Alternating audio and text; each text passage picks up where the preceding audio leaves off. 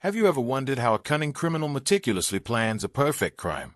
They put in immense thought and intelligence to ensure the act is executed flawlessly, and more importantly, that they never get caught. On the other hand, law enforcement agencies remain on high alert, striving to prevent such incidents. Yet even they can't predict when and where a crime might take place, or what form it might take. Often, they have to outsmart the criminal to bring them to justice. Today, we're diving into a case that was perhaps the first of its kind in its state, a high-profile mystery that made headlines not just because of who was involved, but the unusual method in which the act was carried out. Hello, friends. Hope you're doing well. Today, we're discussing the Mahi Singh alias Dolly Arya case, a story that begins in the Haldwani police jurisdiction of Nainital district in Uttarakhand. It all started on the morning of July 15, 2023. The day was just beginning. People were stepping out for their daily routines, and the town was slowly waking up. Near an area called Teen Pony in Haldwani, across the Gola River and close to a railway crossing, some local vendors and passers-by noticed a blue Volkswagen car parked in an unusual manner. Curious, a few people approached the vehicle and peered through the closed windows. Inside, on the back passenger seat, a man was seated. At first glance, it seemed like he was simply asleep. However, all the windows were shut tight, and the car had been parked there for quite a while. Concerned for the man's well-being, possibly due to suffocation, people started tapping on the windows and lightly shaking the car. But the man didn't move an inch. Despite repeated efforts, he remained completely unresponsive. It became clear that he wasn't just asleep. There were no signs of breathing or movement at all. Soon, word spread and a small crowd gathered. Someone contacted the Haldwani police to report the suspicious situation. Within a short time, police officers arrived at the location. They called for a mechanic to unlock the car. Once they managed to open the doors, they checked the man. There was no pulse, no heartbeat, no breath. The police understood that he was no longer alive. Even so, to be sure, he was rushed to a nearby hospital where doctors confirmed his death. Visibly, the man seemed to belong to a well-off background, well-built, healthy-looking, and neatly dressed. But there were no external injuries, no signs of a struggle or violence. Initially, authorities suspected a natural cause of death. Interestingly, when they opened the car, the air conditioning was still on and the car's interior was completely cold. This raised a new question. Did he die due to lack of oxygen in the tightly sealed vehicle? Was he drugged and left there unconscious? Why didn't he attempt to escape or call for help? Police began investigating all possible angles. They needed to identify the deceased and trace the owner of the car. Fortunately, this didn't take long. Just the previous night, on July 14th, a family had reported their son missing at the local police station. According to the report, he had left in his car that morning for work but never returned. His phone was switched off, and no one, not friends, not colleagues, had seen or heard from him. After failing to trace him all day, the worried family finally approached the police. The missing person's name was Ankit Chauhan, a 32-year-old businessman from Haldwani. He owned a prominent automobile spare parts showroom and also dealt in vehicles. Additionally, he operated a restaurant, making him one of the town's notable entrepreneurs. The timing of the missing persons report matched the time of discovery of the body, raising strong suspicion that the man found dead near the railway crossing was Ankit himself. The police then called the family to the scene for confirmation. Ankit Chauhan's family immediately identified the body. He was their only son and the sole breadwinner of the family. His sudden death devastated everyone at home. The police informed the relatives that the body was found in a condition suggesting he may have suffered a heart attack due to lack of oxygen. After initial identification, the body was sent for a post-mortem. The assumption was that Ankit had been inside a locked car with windows and doors sealed, which could have led to oxygen depletion.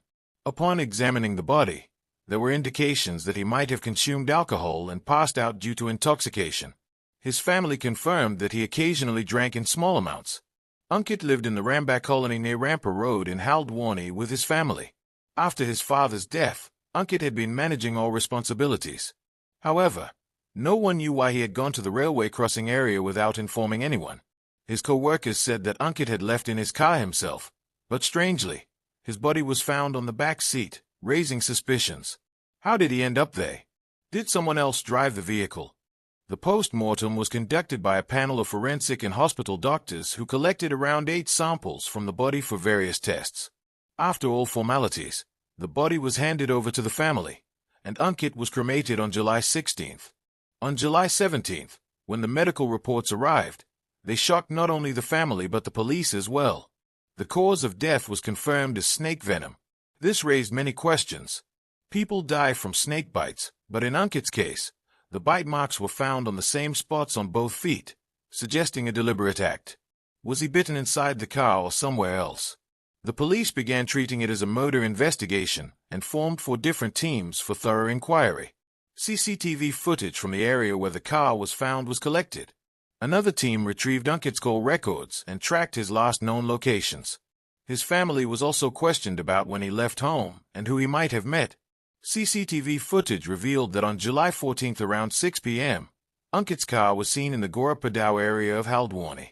Around 11 p.m., it moved toward Bujiagat, a popular tourist spot, and later was parked near a railway crossing at Teen Pani. A few minutes later, another car pulled up next to his for about 2.5 minutes before driving off. Ankit's phone location data confirmed that he was inside the polo car during the entire route. Among his last calls on July 14th was one to a woman named Mahi Singh, also from the Gorapadao area. Suspiciously, her phone went off later that night. A police team visited Mahi's house, but it was locked. Considering her a suspect, the police broke in and searched the house. Mahi's call record showed frequent communication with 2 numbers, one belonging to Deep Kampal from Haldwani and another to Ramesh Nath from Bhojpura, Bareilly, Uttar Pradesh. The police tracked all 3, Mahi, Deep, and Ramesh, and found that their phones were at the same location as Ankit's just before the car was spotted in Gorapadao at 11 p.m. On July 18th, Ankit's sister formally filed a case naming Mahi Singh and Deep Kampal as suspects in her brother's murder.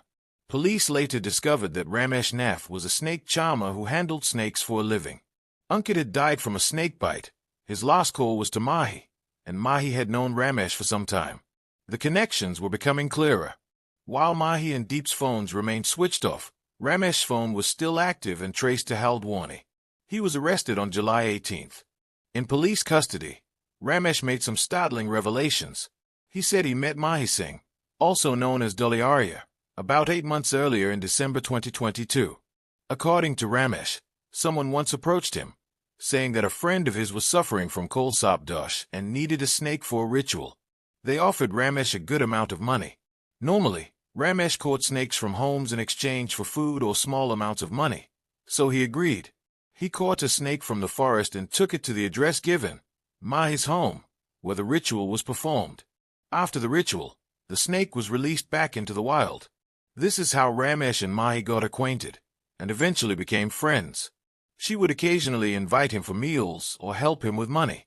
Ramesh had developed a close friendship with Mahi. He later informed the police that sometime in June 2023, he visited Mahi's house at her invitation. At the time, besides Mahi, there were 4 other individuals present: her friend Deep Kampal, the maid Usha Rani, and Usha's husband Ram Avtar. During a ritual ceremony involving the worship of serpents, Ram Avtar had requested a live snake from Ramesh. While there, Mahi explained to Ramesh that she was being harassed by her ex-boyfriend Ankit Chauhan, who was in possession of compromising photos and videos of her and was blackmailing her.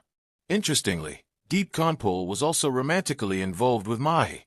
Ramesh, too, had developed an intimate relationship with her. Police later discovered that Mahi had the contact numbers of both the maid and her husband in her phone. When these numbers were tracked, it was found that all of their phones were turned off at the same time, raising suspicion that they were all involved in a planned act together. Mahi manipulated Ramesh emotionally, saying Ankit was ruining her life and needed to be eliminated. While Deep, Usha, and Ram Avtar agreed to the idea, Ramesh initially refused to go along with the murder plan and left. But Mahi continued to emotionally influence him, calling and chatting frequently. Eventually, Ramesh fell in love with her and agreed to be part of the plot. Mahi even promised him a financial reward for his help.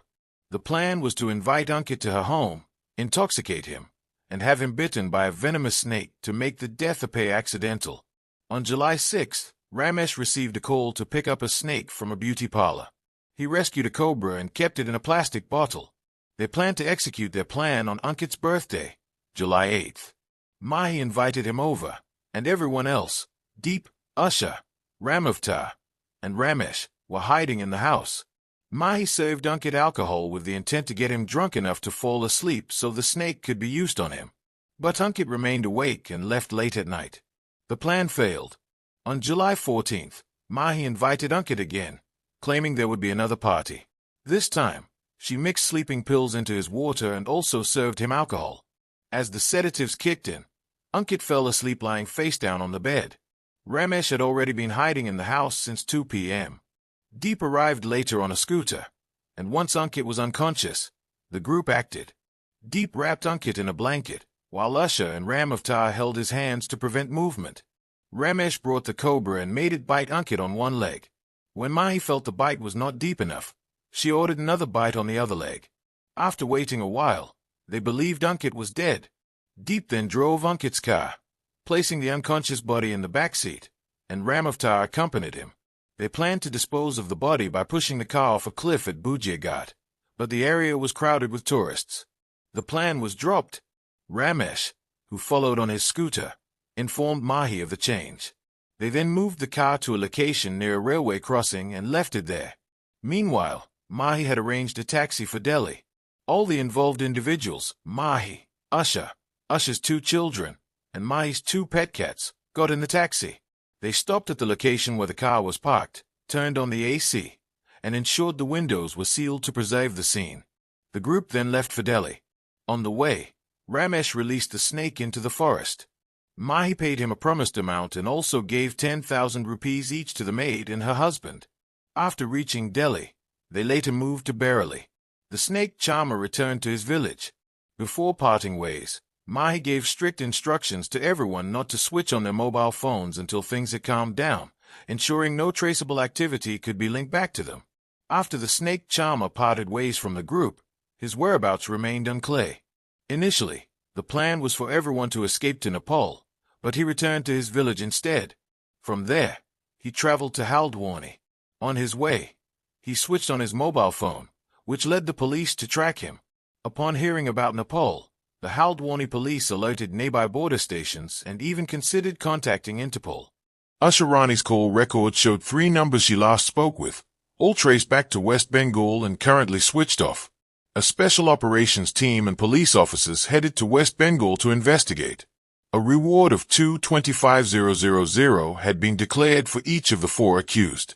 Around the same time, Mahi's mobile phone was switched on. On July 23, 2023, Mahi and Deep were arrested near Jaintia College in Rudrapur. They were returning to Haldwani with the intention to surrender in court, as advised by a lawyer. Mahi was an open-minded girl who had studied only up to high school.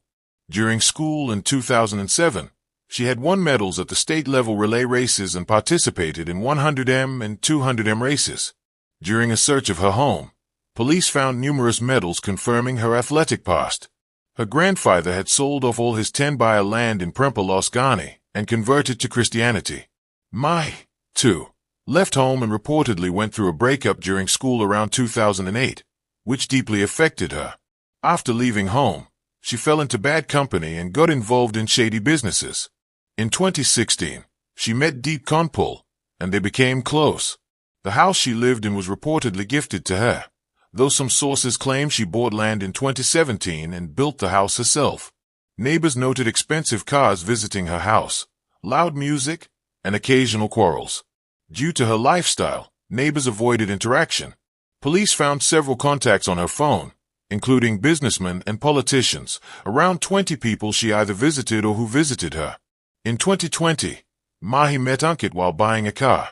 They fell in love and got into a relationship. About 2 years before the incident, she hired Usher Rani, a maid who did household chores. Usher and her husband lived in a makeshift hut near a nursery in Haldwani. On July 24th, police and SOG arrested Usher and Ram Avatar from Malda, West Bengal. They were brought back to Uttarakhand on transit remand. Had they been a day late, the couple would have fled to Bangladesh. Their Nepal escape plan failed after dropping Ramesh in Bareilly. They returned to Delhi, and Mahi handed over her pet cats to her sister. Everyone regrouped at Ram Avatar's home in Pilibhit and then scattered again. Mahi and Deep returned to Delhi by bus and stayed in different hotels. Meanwhile, Usha and her family left for Malda by train, as that was her maternal home. Initially, Mahi's relationship with Ankit was good. He would spend lavishly on her. But things soured when he began interfering in her personal life. He prevented her from meeting clients and would show up uninvited. This began affecting her earnings. He wasn't ready to marry her but also didn't want to leave her. Mahi felt used and emotionally trapped. She bonded well with Usha, often drinking with her. Ankit disliked their friendship and insisted she distance herself. To escape Ankit, Mahi sometimes stayed at Usha's hut. When Ankit found out, he provoked the hut's landowner to evict them. As a result, Usha, Ram Avatar, and their kids became homeless. This increased their resentment toward Ankit. Deep Kanpur was already on Mahi's side. Mahi brought Usha's family into her home, and she even grew fond of their children. Ankit would still show up, intoxicated, and sometimes got violent with Mahi. Eventually, fed up, she decided to eliminate him. Deep, Usha, and Ram Avatar supported the plan, each seeking revenge. Mahi researched online on how to commit murder and destroy evidence. That's when she came across the idea of using a snake. Deep suggested they contact the same snake charmer they knew since they couldn't handle the snake themselves. To involve him, Mahi fed him a false story, that Ankit had abused her and needed to be taken care of. The snake charmer was manipulated into joining the plan. All 5 accused were arrested and sent to jail. On August 2nd, 2024, Mahi was released on bail while the rest remained in custody. Their trial is ongoing. Thus, in a shocking twist, a woman used a venomous snake to get rid of her lover, a method never seen before in Uttarakhand's crime history.